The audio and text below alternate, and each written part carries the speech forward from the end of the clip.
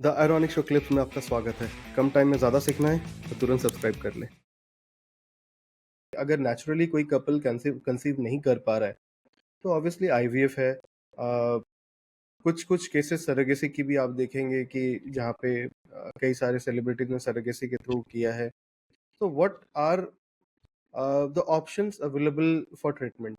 And मेरा एक और सवाल रहेगा थोड़ा सा स्लाइटली, क्योंकि हर कोई हर फैमिली फाइनेंशियली इतना स्टेबल नहीं होता है कि वो आईवीएफ या सरोगेसी करवा सके। तो for them what are the kind of natural conception के अलावा what is the treatment that is available?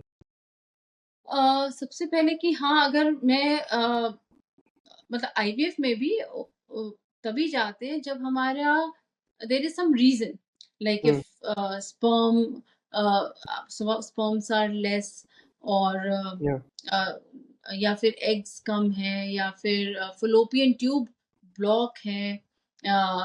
तो जो आईवीएफ शुरू हुआ था वो तो एक्चुअली इसी वजह से हुआ था कि भाई हम्म। फलोपियन ट्यूब ब्लॉक है, और अभी फलोपियन ट्यूब में ही एम्ब्रियो बनता है और वहीं पर मेटिंग होती है। या। तो वो ब्लॉक ही है, तो नेचुरली तो कोई कंसीव कर नहीं सकते हम जिनके फलोपियन ट्यूब ब्लॉक हम्म। हैं। तो फिर हम पेट्री डिश में एम्ब्रियो बना के सीधा यूट्रस में डाल देते हैं। इसको आईवीएफ कहते हैं। मगर अब आईवीएफ के बहुत रीज़न हो गए कि भई किसी का फर्टिलिटी कोएफ़िशिएंट ही कम है, एएमएच वैल्यू कम है, नंबर ऑफ एग्स कम है, स्पर्म कम है, तो हम्म। नेचुरली नहीं कंसीव कर पा रहे। आईयूआई एक चीज़ होती है कि भई स्पर्म वॉश करके डाल दो, बट वो भी रिपीटेड हो गए, उससे भी नहीं हो पा रहा। तो चलिए अब आईवीएफ कराते हैं, जिससे कि सक्सेस रेट थोड़े ज़्यादा है। तो हाँ, महँगा तो है वो ट्रीटमेंट।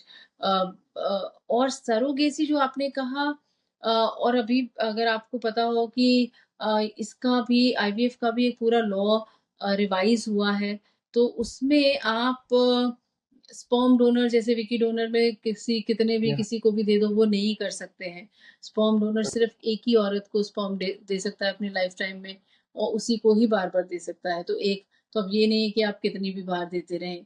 ऐसे ही अगर किसी को एग लेना है तो अपनी ही फैमिली से लेना है, एग डोनर, या हम्म। फिर अगर बाहर से भी लेना है तो मतलब उसके रिस्ट्रिक्शंस बहुत सारे हो गए हैं। सरोगेसी आपको तब तक नहीं अलाउ है जब तक कि आपका एक कमेटी बैठेगी जिसमें ये देखा जाएगा कि आपका यूट्रस या आपका हेल्थ इतना ज़्यादा खराब है कि आप प्रेगनेंसी नहीं कैरी कर सकते। हम्म। लेकिन अगर आपके पास एक हेल्दी बच्चा है, तो आप सरोगेसी के लिए नहीं जा सकते, चाहे आपकी ओके। हेल्थ अलाउ नहीं करती है, तो आप एक बच्चे से ही सैटिस्फाइड रहिए, सरोगेसी नहीं ले कर सकते हैं आप। तो अब जो सेलिब्रिटीज़ ने कर लिया या दूसरी कंट्री में जाके कर लें तो कर लें। हम्म। हमारी कंट्री में अब क्यों, बिकॉज़ सरोगेसी की वज़ह से ह्यूमन ट्रैफिकिंग हो रही थी, और हम्म। उन औरतों को काफ़ी कम पैसे में उनको प्रेग्नेंट भी किया जा रहा था, और उनको मैलनरिश्ड भी रखा जा रहा था, और उनके रिपीटेड सिज़ेरियंस भी हो रहे थे। तो अब तो वो लॉ ही बन गया है कि आप सरोगेसी के लिए जा ही नहीं सकते until unless you qualify for that. Hmm. तो महँगा है, और अब मुश्किल भी हो गया है कि nobody can go for surrogacy as such. तो ये तो ख़ैर कहना बड़ा मुश्किल है कि जो लोग नहीं अफ़ोर्ड कर सकते, उसको हम्म। फिर और क्या है चारा। मगर जहाँ तक मुझे पता है कि अगर पहले इंश्योरेंस कंपनीज़ जो हैं, या वो लोग इनफर्टिलिटी को इंक्लूड नहीं करते थे। या। मगर अब काफ़ी इंश्योरेंस कंपनीज़ इनफर्टिलिटी को भी इंक्लूड करती हैं अगर किसी ने लिया हुआ है।